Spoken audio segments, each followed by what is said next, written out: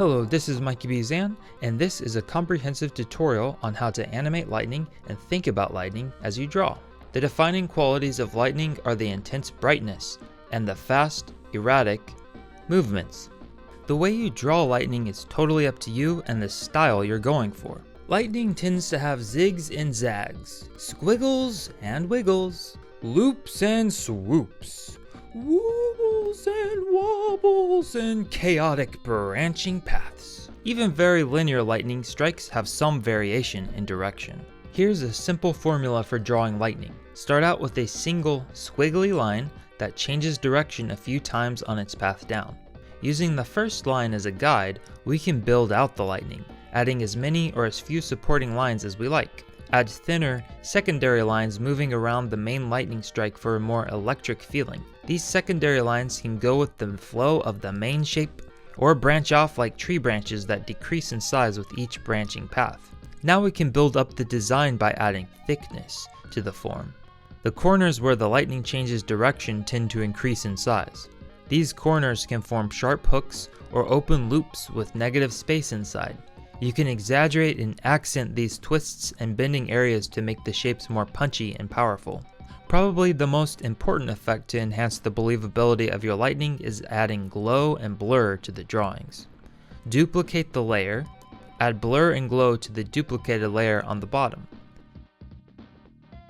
Lightning tends to be more straight on its path downward and more coiled and irregular on horizontal paths. You can contrast straight lines against bundled ziggy-zaggy lines. Combine loops, hooks, thicker corners, wobbles, secondary lines, and loose particles. Little particle effects can shoot out from the contact point of whatever the lightning is striking. If your lightning drawing is looking kinda drawing challenged, just add a pinch of squiggle, an ounce of wobble, and a dollop of wooble. This is guaranteed to enhance the lightning factor. How to animate lightning. First, create a layer to draw a motion path on. This will guide the direction of the lightning. I'm doing this straight ahead, drawing one frame after another, but having a motion path to guide the way combines the fluidity and spontaneity of straight ahead animation with the planned foresight of pose to pose animation. I like to make the shape at its biggest point when it hits the ground. Immediately after this impact frame, it flashes white. From here, we can simply dissipate the lightning by shrinking the drawings. This decay phase is known as bead lightning, or the bead out stage, where the lightning strike cools after the intense return stroke. This causes the lightning to quickly break and shrink as it rapidly loses luminosity. How many frames you add here increases the length of time the lightning stays on screen. So if you want things to last longer, add more frames. Or if you want a faster lightning strike, use less frames. Did you know that liking the YouTube videos helps the YouTube videos grow in the YouTube algorithm? Well, back to the show. An alternative method to animating lightning is to start with the big impact drawing first, and then animate from the beginning into this key frame. Once you get the impact drawing or return stroke, simply animate the bead lightning decaying. Starting with the key pose of the big lightning strike helps ensure that this important image is strong from the get-go, and you can keep the fluid aspect of straight ahead animation on the decaying bead out stage. Lightning doesn't necessarily follow a neat path. We can make the shapes more random, and therefore more natural to how lightning might really operate. We can add more drawings where the shape changes around a lot and have the main shape flip to its opposite shape on some frames. And then we can copy and paste the initial contact frame after this negative impact frame. Now we have drawings that oppose each other or invert each other's shapes. This creates a violent visual attack, as if the lightning is getting burned into your retinas. For more impact, you can draw another drawing of the impact frame even bigger after the flash. From here, we can dissipate and shrink the lightning strike. To add more detail and realism, we can add smaller secondary lightning strikes around our big primary lightning strike. These lines should complement the design of your initial lightning, but should be weaker and softer.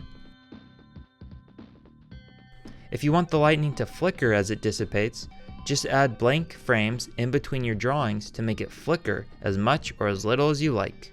Lightning doesn't just start from the sky. Lightning comes up from the ground too, but at a smaller and less extreme rate. So consider animating smaller streamers coming from the ground to connect with the cloud lightning for a touch of more realism. Remember, lightning is a light source, so you can add highlights to the surrounding environment to make the lightning feel like it's really happening in the scene. Picking colors. The center of the lightning is the brightest, so if you animated the lightning as cyan, you could make the glow a darker blue. Basically, as long as the base color of the lightning's body and glow are analogous, or close to each other on the color wheel, it will enhance the effect. If you used complementary colors, like red and green, or yellow and purple, the lightning would feel more like magic or some kind of special spell attack from a fantasy world. This could look cool too, it just depends on what effect you're going for. Look over lightning videos frame by frame to compare how the lightning flashes and moves one frame at a time. You can pause YouTube videos and push the arrow keys on your keyboard to scroll around one frame at a time. Let's study some more details about lightning. It's always helpful to have an understanding of your subject before attempting to draw or animate it. Lightning moves down in stepped leaders and actually flashes more times than the eye can see. We see a blinding flash when the lightning connects with the ground on the return stroke. The return stroke is the big moment when lightning connects with the ground from the clouds. The return stroke is the most intense and brightest point of the lightning strike. This is the image we most often remember and associate with lightning. We might also see multiple flashes in a row, creating a kind of strobing effect. Sometimes we see bright white flashes without actually seeing the lightning itself. It can be effective to start a lightning flash animation with a pure white frame that comes before the lightning to anticipate the lightning entering the screen, and then do a second flash on the impact when the lightning hits the ground. The way lightning travels down from the sky can vary. With stepped leaders, the movement happens in jagged, quick downward steps. These stop and start staccato movements resemble tree branches as the currents rip downward. This downward negative charge from the clouds induces corresponding positive charges on the ground. The smaller, upward moving lightning is a streamer. Streamers are shorter than the lightning coming from the sky. When the lightning from the clouds connects with the streamer from below, the big flash happens on the return stroke. Dart leaders travel down a continuous stream of motion, resembling a dart. Unlike the stepped leaders, dart leaders don't typically branch, but rather maintain a singular line of movement. Dart leaders travel after the initial discharge path is set by the stepped leaders. Dart leaders always come after the stepped leader, not before. Dart leaders usually have 2 or 3 return strokes, which creates a few bright flashes in rapid succession. To summarize, a stepped leader is the first leader in a lightning strike. It moves through a series of erratic steps that branch out as it cuts a path through the air. A dart leader is a continuous stream of lightning that travels faster than the stepped leader since it moves down the channel paths created by the previous stepped leaders. There are many strange ways lightning can manifest. Some lightning strikes start from the clouds and the ground simultaneously, meeting each other in the sky. Lightning in the sky tends to move more wildly, whereas lightning coming from the ground tends to have a more steady, even, and smooth flow of motion. Most of the time, lightning from the clouds and ground don't connect at all. If you have multiple strikes animated, it can add realism to have some upward streams of lightning fizzle out on their path. Here are a number of different lightning types that you should consider depending on the needs of your scene. Intra-cloud lightning. Not all strikes descend from the clouds. In fact, most lightning occurs in the clouds only, never touching Earth. This type of lightning is called intra-cloud lightning and is the most common. These charges tend to sprawl like spider webs or twisting branches. Often you won't see the lightning itself, but only the flashes lighting up the clouds. This is sometimes referred to as sheet lightning, as it covers the clouds in a sheet of light. Cloud-to-cloud lightning is when lightning travels from cloud to cloud. This one is easy to remember. It's also called inter-cloud lightning, but I'm a dum-dum, so I'll just stick with cloud-to-cloud lightning. This lightning can look really intense and ominous. Forked lightning is the typical branching shapes seen when lightning does its stepped ladder path from cloud to ground. Ground to cloud lightning, or upward moving lightning, doesn't start from the sky at all, but rather comes entirely from the ground.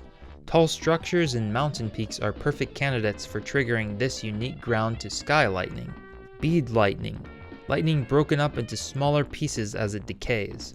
Ribbon lightning is the effect of parallel lines that are offset from each other.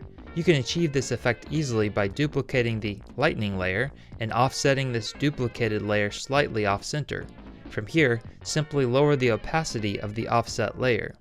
This ribbon lightning occurs during storms with heavy crosswind, which blows the successive return strokes to the side, causing this duplicated look. This technique is something to keep in mind if you want to show a thunderstorm with extremely intense wind. Anvil crawler lightning crawls under the cloud's anvil horizontally and has sharp, well-defined edges. The anvil of the thunderstorm cloud is the flattened top, and named as such because it resembles a blacksmith's anvil. Smooth channel lightning, singular lightning bolts with smooth curves and no branching paths. Volcanic lightning.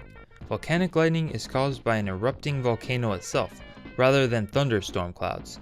The ash from the volcano rubs together, generating static charges that create powerful discharges of electricity. This colliding of volcanic ash within the volcanic plume has given it the nickname Dirty Thunderstorm. Volcanic lightning is extraordinarily intense and chaotic. Ball lightning is a super rare form of lightning that occurs as a floating, luminous orb. This orb can hover for several seconds, ranging in size from a pea to a basketball, and appear in various colors such as white, red, yellow, orange, or blue. There's reports of ball lightning passing through walls and windows like ghosts. Thunderstorms can also produce colorful forms of flashing lights above the thunderstorm, known as transient luminous events. Blue jets.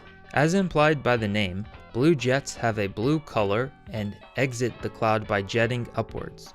Gigantic jet. Rare, powerful lightning that can blast up to the edge of space. These enormous bolts of lightning shoot straight up from the storm clouds. Pixies are quick, luminous flashes that occur atop the thunderstorm. Sprites occur up to 60 miles above the thunderstorms. Sprites look like dim, red jellyfish. Elves are disc-shaped pulses that rapidly expand up to 300 miles across. These events occur in the ionosphere and last less than 1,000th of a second.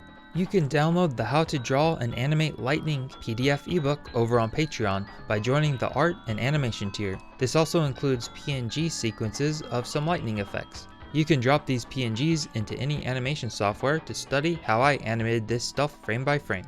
Special Patreon shout out to these top supporters: Jerry McLellan, Simeon Elliott, Clyde O'Clock, Dean Red, Prospect Myra. Thanks a lot for watching, and be sure to check out the other videos on the channel.